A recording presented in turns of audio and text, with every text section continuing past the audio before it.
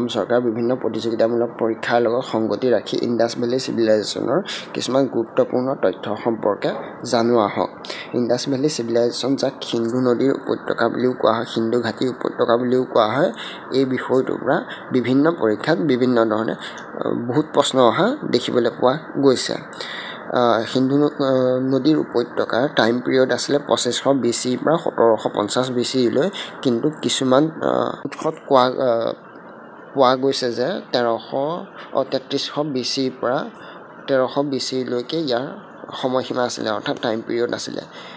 Indus valley চিভিলাইজেশ্যনক Harappan civilisation বুলিও কোৱা হয়, অৰ্থাৎ হৰপ্পা সভ্যতা বুলিও কোৱা হয়, কাৰণ হৰপ্পা হৈছে ইণ্ডাছ ভেলী চিভিলাইজেশ্যনৰ প্ৰথমটো ছাইট, প্ৰথমটো এলেকা যাক ডিস্কভাৰ কৰা হৈছিল, যাক আৱিষ্কাৰ কৰা হৈছিলে। সেই সময়ৰ আটাইতকৈ ডাঙৰ ডাঙৰ চিভিলাইজেশ্যন যিসমূহ আছিলে, ইজিপ্তৰ সভ্যতা, মেছ'পটেমিয়া, চাইনিজ সভ্যতা আদি সকলো সভ্যতাতকৈ ডাঙৰ সভ্যতা আছিলে সিন্ধু নদীৰ যিটো সিন্ধু ঘাটিৰ উপত্যকাৰ সভ্যতা, অৰ্থাৎ ইণ্ডাছ ভেলী চিভিলাইজেশ্যন, মেছ'পটেমিয়া, ইজিপ্চিয়ান আৰু চাইনিজ সকলো সভ্যতাতকৈ ডাঙৰ সভ্যতা আছিলে। বৰ্তমান সময়ত ইণ্ডাছ ভেলী চিভিলাইজেশ্যনৰ ছাইটসমূহ পাকিস্তানত আছে, নৰ্থ ৱেষ্ট ইণ্ডিয়াত আছে, নৰ্থ ৱেষ্ট ইণ্ডিয়া মানে পঞ্জাৱ, হাৰিয়ানা, ৰাজস্থান, গুজৰাটত আৰু কিছু ক্ষেত্ৰত উত্তৰ প্ৰদেশ আদি এলেকাতো দেখিবলৈ পোৱা যায়। হৰপ্পা সভ্যতা ইণ্ডাছ ভেলী চিভিলাইজেশ্যনৰ প্ৰথমটো ছাইট হয়, যি ডিস্কভাৰ হৈছিলে 1921 চনত দয়াৰাম চাহনীৰ দ্বাৰা। ইয়াৰ পৰা বহুতবাৰ প্ৰশ্ন সোধা দেখিবলৈ পোৱা গৈছে। আৰু ছেকেণ্ড ছাইটটো ডিস্কভাৰ হৈছিলে মহেঞ্জো-দাৰো R.D. বেনাৰ্জী অৰ্থাৎ ৰাখাল দাস বেনাৰ্জীৰ দ্বাৰা 1922 চনত।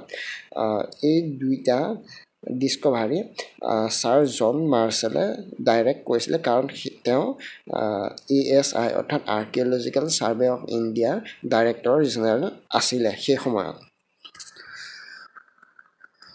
ফ'ৰ্টতে ইয়াৰ জিঅ'গ্ৰাফিকেল স্প্ৰেড মানে ভৌগোলিক কিমান ডাঙৰ আছিলে তাৰ আভাসটো ল'ব পৰা যায়। উত্তৰত মাণ্ডা জম্মু কাশ্মীৰলৈকে আছিলে, দক্ষিণত দাইমাবাদ মহাৰাষ্ট্ৰলৈকে প্ৰমাণ পোৱা গৈছিলে, পূবত উত্তৰ প্ৰদেশলৈকে আৰু পশ্চিমত বলুচিস্তান পাকিস্তানলৈকে ইয়াৰ প্ৰমাণ দেখিবলৈ পোৱা গৈছে। হৰপ্পা পঞ্জাৱ পাকিস্তানত বৰ্তমান আছে। ইয়াত গ্ৰেনেৰিজ পোৱা গৈছিলে, শস্যৰ ভঁৰাল পোৱা গৈছিলে, কাম কৰা শ্ৰমিকৰ কোৱাৰ্টাৰসমূহ দেখিবলৈ পোৱা গৈছিলে আৰু যিটো মাটিৰ সঁজুলি আছিলে তাত ৰং কৰাৰ প্ৰমাণ পোৱা গৈছিলে। মহেঞ্জো-দাৰো চীন পাকিস্তানত অৱস্থিত। ইয়াত গ্ৰেট বাথ অৰ্থাৎ আটাইতকৈ ডাঙৰ স্নানাগাৰ পোৱা গৈছিলে। গ্ৰেনাৰী অৰ্থাৎ শস্যৰ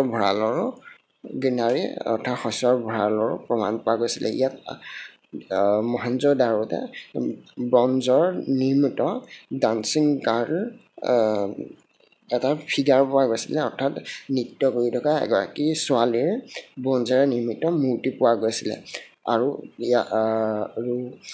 বিয়েৰ্ড প্ৰিষ্ট অৰ্থাৎ এজন দাঢ়িৰে ভৰা পুৰোহিত বা পূজাৰীক এটা প্ৰতিমূৰ্তি ইয়াৰ পৰা ওলাইছে। লোথাল গুজৰাটত অৱস্থিত। ই এখন ডকয়াৰ্ড চিটি হয়, অৰ্থাৎ বন্দৰ চহৰ হয়।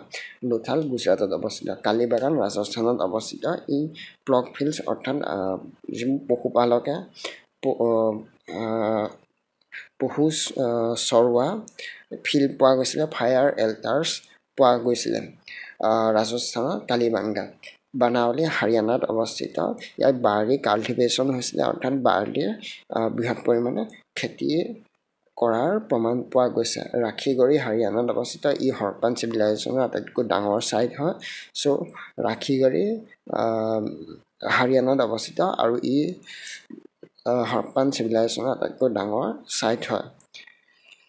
ধোলাভিৰা গুজৰাটত অৱস্থিত। ইয়াত ৱাটাৰ ৰিজাৰ্ভয়াৰ্ছ পোৱা গৈছিলে আৰু ছাইনবোৰ্ডৰ প্ৰমাণ পোৱা গৈছিলে। উত্তৰ প্ৰদেশত অৱস্থিত আলমগিৰিতো মাটিৰ নিৰ্মিত সঁজুলি অৰ্থাৎ পয়েট্ৰি পোৱা গৈছিলে আৰু বেংগলছ অফ ক্লেজ পোৱা গৈছিলে। মোটামুটি আজি ভিডিঅ'টোত ইমানকে ৰাখোঁ। আগন্তুক ভিডিঅ' ইয়াত কণ্টিনিউৱেশ্যন পাৰ্টখিনি ৰাখি গৈ থকা হ'ব।